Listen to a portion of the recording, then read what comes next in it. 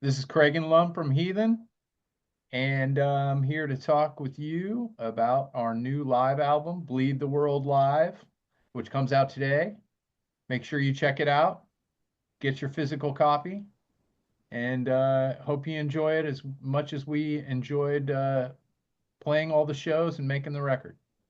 Fantastic, mate. Thank you for joining us today. Thank you. So, as you say, Heathen have just today released Bleed the World Live. Like, live albums are a long process, mate, because you've been recording it since 2023. So, is it a relief to finally get it out there?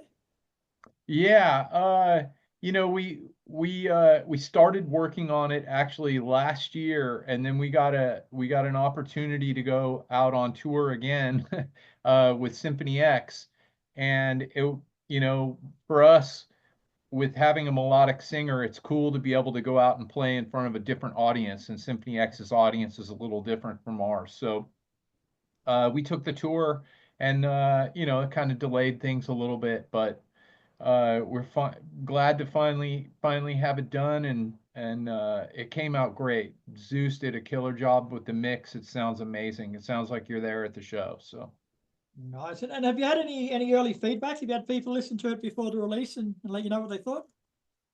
yeah, all the feedback that we've gotten so far has been great, actually. One person mentioned that it was like if you closed your eyes, you were there at the show. And Right. that was exactly what we were trying to do. We made sure that when we were recording, we recorded not just the band, but also the audience at every show so that we could really get the live album feel.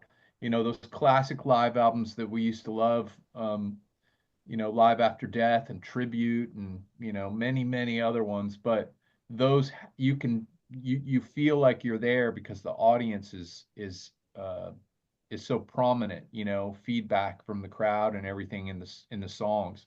And I think modern live albums are kind of missing that because a lot of bands they record the show but they don't record the audience, and you're kind of missing an important element for the live show. Damn straight. And as a band, mate, like, how do you approach a live album? Like, does it make preparing for the shows any different, knowing that you're actually being recorded? No, not really. I think it might impact us like if we were only being recorded one night, for Yeah. example. But with this, in this case, we recorded every single show on the tour that we did with Overkill in 2023, and literally like recorded every show. So we had a lot of stuff to go through and kind of pick out like what the best or most powerful performance was, something great, that had to happen in that particular song. So it took a while to go through everything and kind of find the golden nuggets, so to speak, but I think it came out great in the end. And how about when you guys are sitting back listening to those shows? Like, were any of you really critical of your own performance? Like, listening and going like, "Fuck, I hit a bum note there," or Yeah, I mean, it's live, so sometimes that stuff happens. Um, and not every show is your best show. And sometimes it's when you got five guys, every once in a while there's like a magical show, so to speak, where everybody's just on. And we had one of those. There are several songs from a show in Houston, Texas, that were all on the live album because the show was so good. So yeah, it can be hard to listen to it, especially if you didn't have a good night one night or something. But it happens. We're humans. you do. And then you mentioned that it does happen, so there would have invariably been a few mistakes here and there. Did you leave any of them in any of your songs for authenticity's sake, or did you try to Uh, get more polished ones? I mean, we tried to make sure that the songs were really well represented. So, of course, if Dave isn't perfectly on rhythm or on pitch or something on something, but the whole performance sounded good, we went with it, and that happens with any live concert show. It's not necessarily about perfection, it's just about getting the feeling and about capturing capturing a great performance. You can never fully recapture the live sound of a band on stage, but you've mentioned putting the audience in, but like what other things did you do to make sure that the album was as close to the live experience as you could get? Well, so one thing that we do with Heathen, we use these digital amplifiers called Kempers.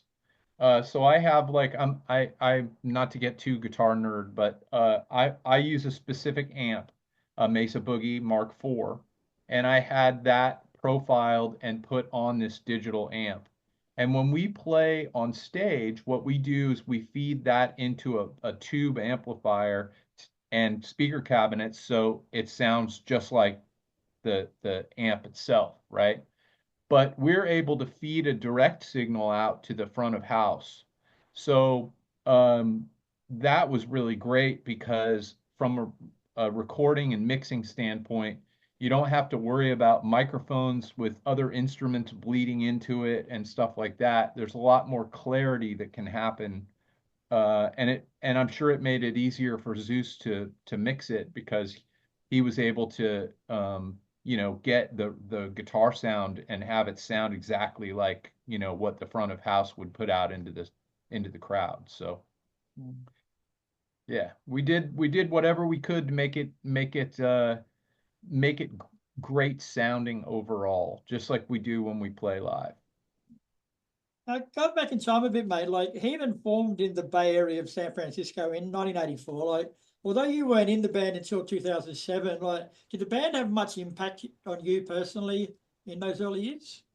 Yeah, I mean, I remember when I first heard Heathen. I lived in LA as a teenager, and we had a radio station there called KNAC, and they just played metal. And they had a thrash and speed metal show that was on, I think it was on Friday or Saturday nights. I can't remember which one. And I heard Goblin's Blade for the first time on that show. I would tune in just to hear the new thrash stuff because there was no internet or anything, That's right. and how else are you going to hear it? So I heard it then, and I immediately went out and I bought probably the cassette at that time, and yeah, I mean, I really I liked it because it was a blend of sort of traditional heavy metal with melodic vocals and thrash, and it was this combination of the two. And then when Victims of Deception came out, it was like breaking the silence on steroids, like it was great. It was even more, of what I wanted to hear. So yeah, I loved those first two records. And I was, very proud to be able to participate in the third one and, the fourth one too. So When you came into the band, it was already established. So, how much pressure was there on you actually coming into an established band, and how long did it take for you to feel fully comfortable in your position?